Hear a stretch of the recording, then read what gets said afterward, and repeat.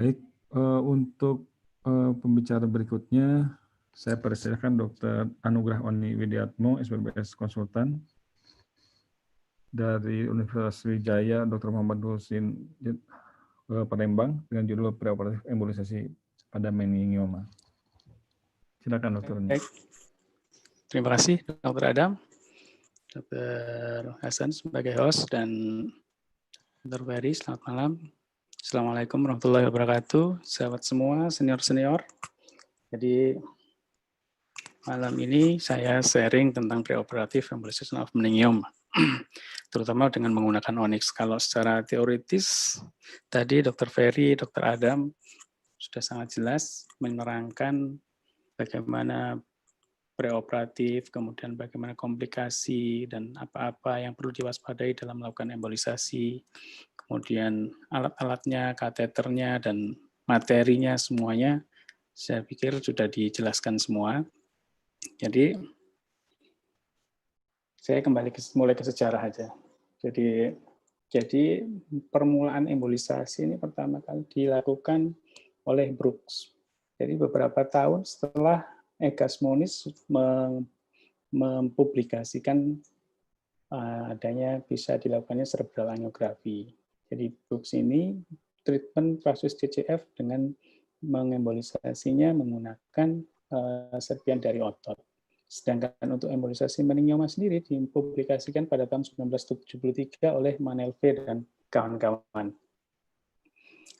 Jadi pada intinya tujuan preoperatif embolisasi ini seperti yang Dr. Adam tadi sudah sampaikan, bahwa ide dasarnya adalah dengan kita mengembolisasi pembuluh darah utama yang mensuplai dari tumor, kita bisa menurunkan waktu operasi, kemudian menurunkan hilangnya darah, terutama pada tumor yang sangat hipervaskuler. Kemudian dengan kita sudah embolisasi, terjadi diharapkan nekrosis di intratumoral, yang semuanya itu membantu kita dalam hasil yang optimal dalam operasi. Sudah, kalau di jurnal sudah mulai 4 dekade, tapi masih ada kontroversi. Karena apa? Tidak ada gold standar. Belum ada gold standar. Kapan kita bisa embolisasi, batasnya apa, indikasi pasiennya, semuanya itu belum ada seragam. Jadi belum ada konsensus bersama, setahu saya. Yang pro bilangnya karena tujuannya tadi, seperti di awalnya tadi, dengan intraoperatif blood loss yang sedikit dan memfasilitasi kemudahan dalam operasi. Sedangkan yang kontra berpendapat bahwa terlalu berisiko dengan prosedur endovaskuler. Mungkin bisa terjadi stroke, perdarahan. Satu lagi adalah cost yang terlalu mahal. Nah, ini perlu dipikirkan juga. Jadi masih terjadi kontroversi. Ini ada McPherson tahun 91, pada meningioma ya ada sekitar 52, 28 diembolisasi, 24 tidak diembolisasi. Tapi secara personal, berdasarkan surgikalnya, beliau mengatakan bahwa secara subjektif bahwa pasien yang dilakukan embolisasi ini lebih enak untuk operasinya. Operasinya lebih singkat, perdarahannya lebih sedikit, tapi tidak ada parameter yang jelas. Jadi maksudnya itu observasi secara kualitatif. Kemudian Dean et al. Nah, Dean et al. Lebih teliti lagi. Dia melakukan observasi pada pasien 18 meningioma yang jadi 18 lokasi ukurannya yang sama, 18 dilakukan embolisasi dan 18 tidak dilakukan embolisasi. Ternyata di penelitiannya dia hanya satu parameter yang lebih bagus, yaitu hanya blood loss saja. Jadi dan kebutuhan transfusi saja yang membuat preoperatif embolisasi ini unggul. Yang lainnya tidak. Jadi masih ada kontroversi. Nah, kalau kita di sini seperti Dr. Adam bilang tadi, ada pertimbangan yang mungkin pada kasus-kasus meningioma yang kita bisa lakukan embolisasi, di mana pada tumor-tumor 3 sampai 4 cm diameternya perlu. Kemudian dengan 50% feeder utamanya disuplai dari carotis externa, cabang-cabang dari carotis externa. Kemudian hipervaskuler. Nah, ada juga penelitian yang bilang kalau lebih dari 6 cm ini tidak ada manfaatnya. Ya, jadi kalau lebih dari 6 cm dilakukan embolisi dan embolisi katanya itu tidak signifikan. Kemudian pada eloquence saya kira tadi sudah. Nah, untuk kalsifikasi ini juga kalau kalsifikasinya terlalu berlebihan, rupanya tidak terlalu membantu dengan embolisasi.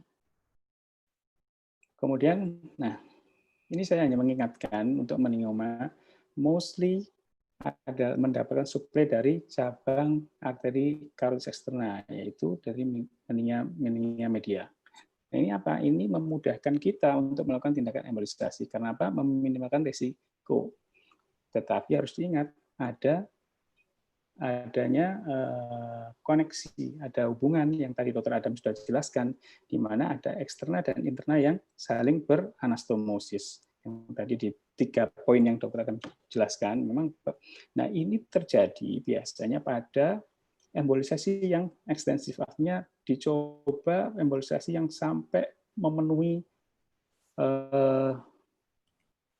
pembuluh darah dalam tumoral, sampai subpialnya bahkan. Jadi seagresif itu baru biasanya terjadi komplikasi yang tidak kita harapkan seperti parastenosis 3, cranial nerve, kemudian kebutaan. Nah, ini adalah paradigma bagaimana kita mau pakai. Maksudnya di penelitian ini dia pakai 2 zat embolan, yaitu menggunakan partikel dan menggunakan liquid yaitu glue atau dengan partikel. Ternyata ya kalau jadi kadang-kadang pada meningioma di branch-nya meningia media itu tidak terlalu besar sehingga kita sulit menempatkan persis kateter di vascular bed-nya. Jadi hanya sedikit di maxillaris internal naik, kemudian karena bentuk dari meningia media terutama yang di daerah sphenoid itu sangat berliku. Nah, itu sulit untuk manual naik lagi. Nah, itu pilihannya bisa dilakukan dengan embolan yang lebih cair, yang lebih bisa kita dorong supaya masuk ke dalam. Itu pilihannya dengan partikel. Tapi kalau ternyata kita bisa sampai ke vascular bed-nya, paling dekat dengan tumor, kita sebenarnya menggunakan fibrin glue seperti yang biasa kita lakukan, atau yang tadi pakai dari Bandung Onyx, saya juga pakai Onyx. Jadi dengan Onyx kita bisa masuk kayak masukin Onyx-nya via AVM. Jadi kita bisa dorong sampai si tumornya, si embolan itu masuk ke intratumoral. Kemudian, nah ini jadi hanya sharing, jadi selama 3 tahun di Palembang sudah melakukan 54 embolisasi tumor, dan alhamdulillah tidak ada komplikasi perioperatif yang berarti, ya mungkin karena Onyx-nya terbatas, jadi tidak terlalu agresif, hanya semampunya melakukan embolisasi, terutama di main feeder-nya. Tujuan utamanya pada fase awal itu adalah kita tutup arteri meningia medianya. Kemudian alatnya kita seatnya bisa 5, bisa 6. Awal-awal dulu saya pakai 6 French karena pakai guiding. Terakhir-terakhir ini saya tidak usah pakai guiding catheter, langsung pakai vertebra 5 French dengan echelon atau rebar. Hanya kalau rebar ini sudah terlalu besar sehingga kita mau DSA mesti cabut dulu. Satu. Yang kedua, kalau rebar ini dead space-nya terlalu banyak, 0,49 kalau 0,46, sehingga buang-buang Onyx di dalam kateter. Kalau echelon ini 0,34 kalau nggak salah. Ya, akhirnya Onyx. Kemudian interval yang kita lakukan di sini paling singkat yaitu 1 hari. Jadi 1 hari, hari ini kita embolisasi, besok bisa. Dan di jurnal memang ada, jadi 1 hari. Jadi makanya ini embolisasi ini belum ada guideline-nya secara pasti. Ada yang bilang di penelitian 1 hari sampai 7 hari. Ada yang bilang 3 hari sampai 6 hari. Ada yang bilang juga ternyata lebih dari 20 hari. Nah, kita paling lama 20 hari ini pada pasien dengan valvulotentorial yang sangat hipervaskuler karena menunggu ICU dan segala macam prosedur administratif sehingga delay. Jadi alasannya macam-macam, ada yang ada neovaskularasi dan segala macam. Tapi secara dari 54 prosedur ini secara lagi-lagi kuantitatif karena saya tidak melakukan secara detail pengukuran berapa banyak darah dan kita bandingkan yang tidak dan embolisasi, tapi dan yang operasi juga banyak orang di Palembang, jadi rata-rata itu ya merasa kalau diembolisasi lebih enak, ya. Apalagi kalau di daerah sphenoid kayak tadi yang kasus Dr. Bill di mana meninga mediannya sudah sangat-sangat lebar, membesar. Nah, pada saat kita buka temporalnya itu sangat membantu. Kalau tanpa diembol biasanya belum buka tulang itu sudah perdarahannya karena meninga mediannya nempel di tulang sudah bikin masalah sendiri. Tapi dengan embolisasi kita bisa santai, tenang, buka temporalnya, meninga mediannya sudah teroklusi dengan embolan. Kira-kira gitu. Nah, ini ada jurnal 2019 dengan menggunakan onyx untuk meningioma. Dia melakukan penelitian pada 44 pasien meningioma di mana artery occlusi tercapai 97,6%, sangat bagus. Kemudian intratumoral penetrasinya juga cukup lumayan, 75,6%. Kemudian blood vessel embolic site, jadi dengan PA diperiksa tercapai 63,5%, nekrosisnya 79,6%. Nah, ini ada komplikasi minor. Nah, untuk ophthalmik, terutama ophthalmik, ini juga memang betul. Jadi, ada 2 pasien dengan gangguan lapang pandang dengan olfactory groove meningioma yang saya coba embolisasi jadi dia ada feeder dari cabang dari ophthalmik yang ke atas, bisa di ethmoidalis. Ternyata memang susah sekali. Karena apa? Jadi, masuk dari karotis kemudian ke ophthalmik oke, tapi begitu ophthalmik masuk sedikit terus naik lagi itu sudah setengah mati. Satu. Yang kedua, dari high flow ke low flow, besar ke kecil itu memang susah. Ya, jadi sudah coba berjam-jam 2 kali, saya pernah coba itu tidak berhasil 2 kali. Jadi memang kalaupun berhasil kemudian ada reflux juga susah. Jadi mesti betul-betul itu saya memberanikan diri dicoba karena memang matanya sudah buta. Ya. Jadi transophthalmic route ini sangat berbahaya. Karena apa? Ophthalmic itu sempit dan manipulasi di situ jadi embolisasi suatu saat tiba-tiba pasiennya yang masih bisa melihat bisa langsung segera menjadi buta. Nah, itu perlu diperhatikan. Karena teorinya sudah dikemukakan oleh para pakar yang dahulu, saya sharing aja. Ini adalah konveksitas meningioma, kita lihat meningioma kecil. Nah, kayak di sini saya bisa embolisasinya hanya di range-nya aja. Ya, kemungkinan, nah kita lihat ini, onyx-nya. Saya selalu agak jauh, karena ini kan kita tahu maksilaris sampai dari keluar dari maksilaris ini saya kira nggak pakai apa-apa. Jadi pada waktu kita buka tulang di sini ini membantu. Jadi selalu biasanya agak panjang saya. Nah ini karena apa? Karena kita nggak bisa sampai distal sehingga nggak bisa membuat si onyx ini penetrasi ke intratumoral.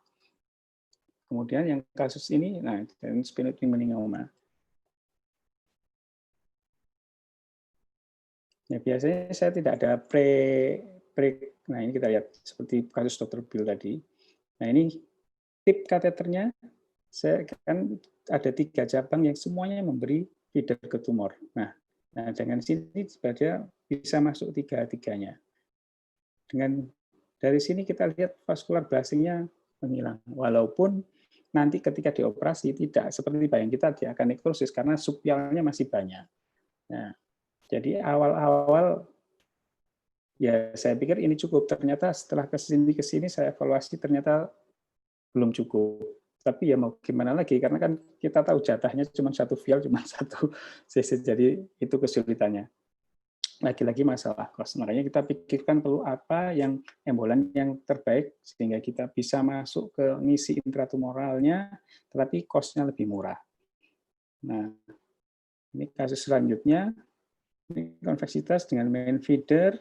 Nah, ini ini ada super selektif di meninga medianya, ini pas di ujung di vascular bed-nya masuk, kita angiografi lagi, kemudian, nah lihat, kalau onyx masuk intratumoral, ini persis seperti AVM, lihat, ini bagusnya onyx itu gitu. Jadi ya karena biasa pakai onyx, nggak bisa pakai yang lain dapatnya. Nah kita lihat, ini embolanya dia mengisi semua tumor. Saya pikir kalau ini kita teruskan, kita isi semua, maka hasilnya pasti akan lebih bagus dan terjadi nekrosis sehingga tujuannya itu tercapai. Jadi cuman sayangnya ini terbatas ini. Jadi kalau kita di Palembang ada 1, 2 yang tidak bisa mencapai banyak, 1 vial itu kita kumpulkan sisa-sisanya, jadi pas begini kita pakai. Jadi ini bisa pakai 2 vial ini. Next, ini kasus yang sama. Nah, ini yang tadi cerita tentorial dari ramus posterior. Nah, kita isi ada 2 kali. Nah, satu lagi kekurangannya onyx, 1 vial, 1 kateter. Jadi begitu sudah 1 kateter, susah lagi, harus cepat-cepat dicabut, kita flush kecuali itu bisa. Tapi biasanya sudah klot di mana-mana. Itu kelemahannya onyx. Jadi memang barang susah.